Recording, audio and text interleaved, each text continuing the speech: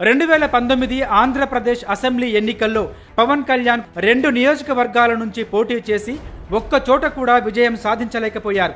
కానీ ఇప్పుడు మాత్రం భారీ మెజారిటీతో గెలుపొందారు.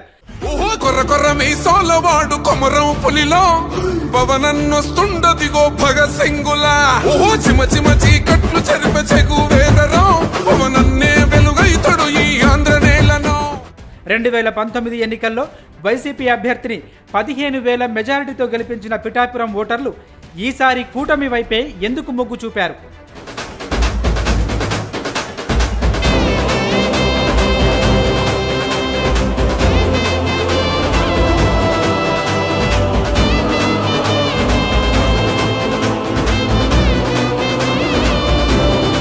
పవర్ స్టార్ పవన్ కళ్యాణ్ తెలుగు రాష్ట్రాల్లో ఈ పేరు తెలియని వారు ఉండరు.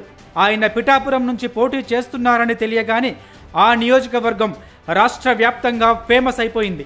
1989 తర్వాత పిఠాపురంలో కాంగ్రెస్ ఒక్కసారి కూడా గెలవలేదు. 94 తర్వాత టీడీపీ ఒక్క విజయాన్ని కూడా చూడలేదు. ప్రతి ఎన్నికల్లోనూ ఇక్కడి ఓటర్ల అభిప్రాయాలు మారిపోతున్నాయి.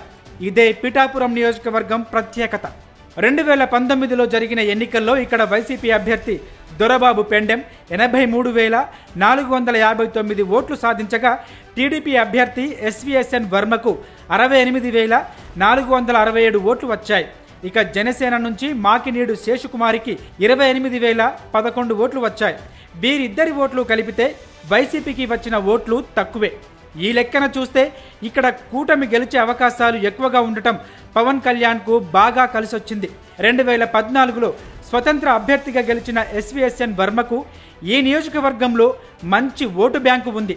నియోజకవర్గంపై గట్టి పట్టు ఉన్న ఆయనే కూటమి అభ్యర్థిగా పోటీ చేయాల్సి ఉండగా పవన్ కళ్యాణ్ కోసం తప్పుకున్నారు.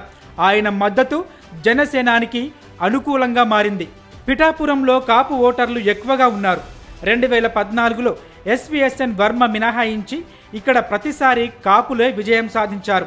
ఇది పవన్ కళ్యాణ్కు ఎక్కడ ప్లస్ అవుతుందోనని గ్రహించిన జగన్ గాలించి మరీ కాపు వర్గానికే చెందిన వంగా గీతను బరిలోకి దింపారు.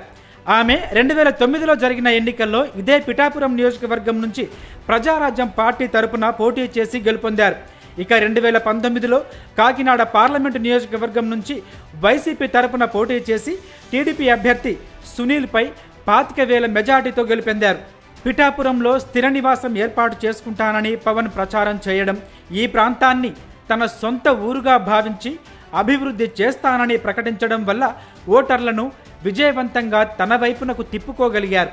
పైగా పవన్ కళ్యాణ్ అక్కడి నుంచి పోటీ చేయడం ద్వారా ఆ నియోజకవర్గం గురించి దేశమంతటా తెలిసిందని అక్కడి ప్రజలు గొప్పగా చెప్పుకోవడం కూడా జనసేనానికి కలిసొచ్చింది.